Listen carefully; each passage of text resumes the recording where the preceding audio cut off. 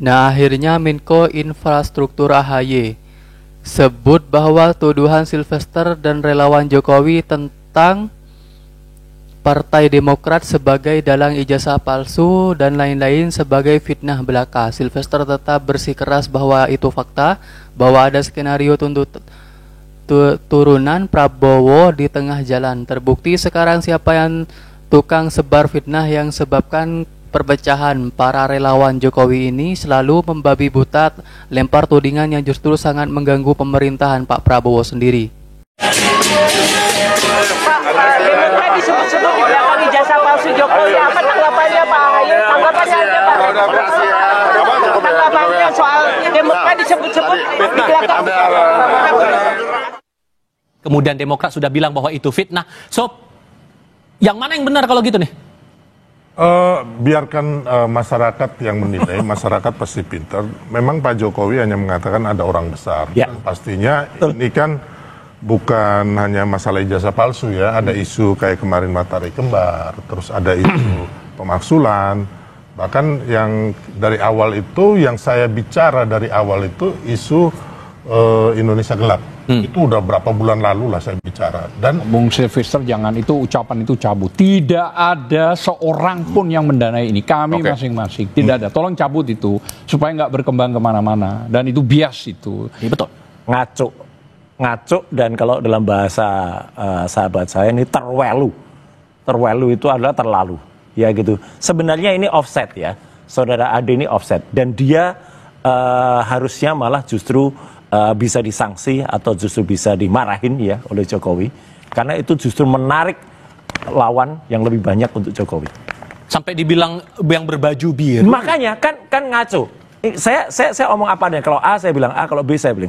Jokowi itu hanya mengatakan, kan saya sudah sampaikan, feeling saya mengatakan ada agenda besar politik dalam tuduhan ijazah palsu maupun pemakzulan. Artinya memang ada orang besar yang membackup. Nggak ada dari Jokowi bilang biru, gitu loh. Kok tiba-tiba ada termulnya yang kemudian mengatakan bahwa itu biru? Itu kan ngaco sekali. Anda menangkap arahnya ini buat apa kalau gitu? Ya ini mau membenturkan, ya ini yang rugi Jokowi sendiri loh nanti.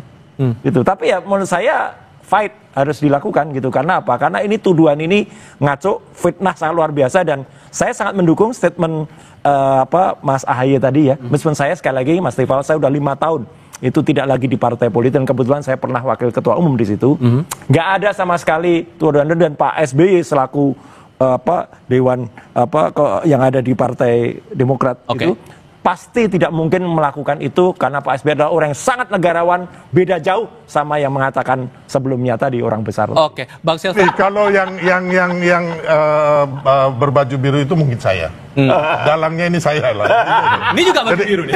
Biru nih. Ya, dia nggak. Jadi intinya bahwa kembali lagi sebenarnya kita ke fokus aja dengan proses hukum yang terjadi sekarang. Tapi kan muncul pertanyaan gini Bang, kalau kemudian mencoba mengadu-adukan Pak Jokowi sementara Pak Jokowi sekarang sudah tidak lagi menjabat sebagai kepala negara dan kepala pemerintahan, Anda menangkapnya sebagai relawan yang nyudut-nyudutinnya buat apa lagi? Gini, saya bilang tadi, Pak Jokowi sudah tidak ada kepentingan untuk menjadi apapun di Republik ini. Beliau udah selesai ya, udah purna tugas, sudah menjadi politisi di Indonesia ini menurut saya yang tertinggi yang dicapai ini Pak Jokowi nih, ya kan?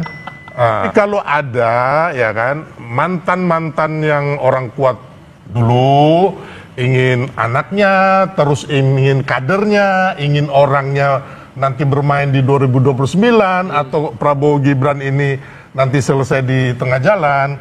Dari beberapa orasi orang-orang mereka ini, itu kan udah jelas. Ada yang mau revolusi, terus ada yang mau kudeta, ada yang mau mendudukin gedung MPR DPR, gitu. Ada yang minta Mas Gibran dan juga Pak Prabowo mundur. Itu kan udah jelas. Terus kita melihat ya Bang, kita meneliti dari di sosial media nih, ya kan, banyak akun-akun itu setelah kita teliti, oh akun ini ternyata ada yang biru, merah, orange dan sebagainya. Sehingga singkatnya kalau pernyataan dari Mas Ade itu Anda juga sepakat bahwa ada orang yang berbaju biru itu, atau justru Anda punya pandangan lain? Koreksi dikit, kalau yang mau menurunkan Pak Prabowo nggak ada. Oke, gimana Bang? Ada, jadi saya lebih mengerti daripada beliau. Karena gini, saya wakil ketua tim kampanye nasional, beliau ini orang luar, nggak ngerti apa-apa. Gitu. Ini semacam perang terbuka sebenarnya. Dari siapa ke siapa? Dari dua pihak, antara yang mulai isu ijazah dan per hari ini kan ada tudingan bahwa persoalan ijazah ini bukan hanya soal ini apakah asli ataupun palsu, tapi ada yang menunggangi, ada agenda besar dan seterusnya dan seterusnya.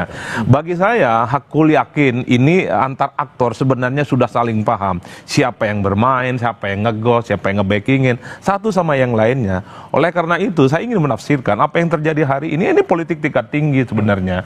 Yang saya kira aktor-aktornya itu hanya diketahui oleh orang-orang tertentu, pihak-pihak dan tertentu, dan satu sama yang lain ini dibiarkan secara terbuka untuk perang narasi. Itulah yang saya sebutkan ini adalah hal baru. Kalau dulu bicara tentang ijazah pasti soal siapa yang asli, siapa yang tidak asli, siapa yang palsu, kemudian siapa yang nuduh palsu. Ya, itu yang palsu. Per hari ini pergeseran pembicaraan itu soal siapa yang sebenarnya bicara soal ijazah ini, bukan lagi soal asli dan tidak asli, tapi sebenarnya ada permainan politik yang kemudian ini dikait-kaitkan dengan bagaimana jalan panjang menuju 2029. Itu yang pertama, Mas. Nah, dulu kan biasanya kalau Pak Jokowi itu kan dihadapkan yang paling utama sama anak banteng. Setelah itu anak abah. Nah, per hari ini anak biru, banyak kali ini kode-kodenya. Arah yang warna biru tuh tujuannya buat ke siapa? Kalau mau jujur sebenarnya, kalau ada partai politik yang misalnya nih, ya warnanya itu hijau, bagi orang Madura itu juga biru, Mas. Itu biru muda. Itu biru muda. Jadi bagi orang Madura yang hijau itu bisa jadi biru muda. Nah, apa yang ingin saya maksudkan adalah kalau mau jujur, narasinya per hari ini murni adalah narasi soal politik. Jadi mengklaim sebenarnya siapa yang menjadi aktor-aktor yang dinilai punya desain penting terkait dengan kepentingan-kepentingan politik. Jadi asli ataupun tidak asli itu belakangan sekarang. Dulu mungkin iya. Tapi per hari ini asli, tidak asli ataupun palsu itu nomor 40. Yang paling utama hari ini adalah siapa sebenarnya mastermind, dalang utama yang mencoba untuk memainkan ini. Itu artinya apa? Bahwa gerakan-gerakan terkait dengan ijazah ini bukan gerakan soal untuk mengungkap fakta-fakta yang terkait dengan ijazah, tapi ada yang disebut dengan hidden agenda. Pemilu 2009. Seluruh Indonesia sudah melihat tampilan saya hari ini, saya berbaju apa gitu, ya kan? Nah, sisa men-challenge saja, mencari pemikiran sendiri, berpikir masyarakat sendiri, bahwa siapa sih kira-kira dalangnya gitu. Nah, saat ini saya berbaju apa?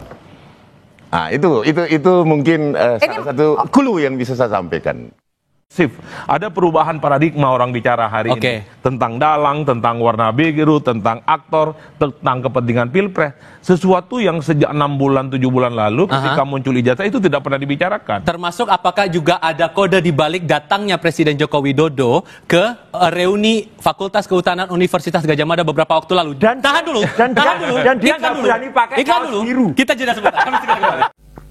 AHY soal tudingan partai baru di balik kisru ijazah Jokowi, palsu fitnah itu.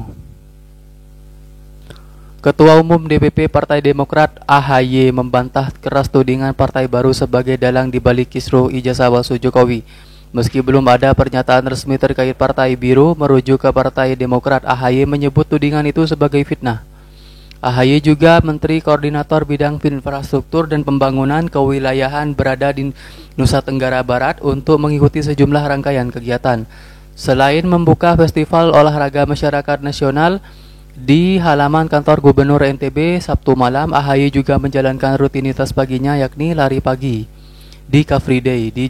Dia juga melepas kegiatan sepeda tua Indonesia di Bandara Selaparang, berdialog dengan sejumlah peserta Formas 8 hingga menikmati alam di Kota Mataram. Putra sulung Presiden ke-6 RI Susilo Bambang Yudhoyono itu selanjutnya membagikan bersertifikat tanah elektronik kepada warga desa Golong, Namarda, Lombok Barat.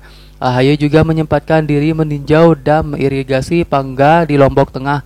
Rombongan AHY benar-benar menikmati perjalanan dinasnya kali ini di Pulau Seribu Masjid.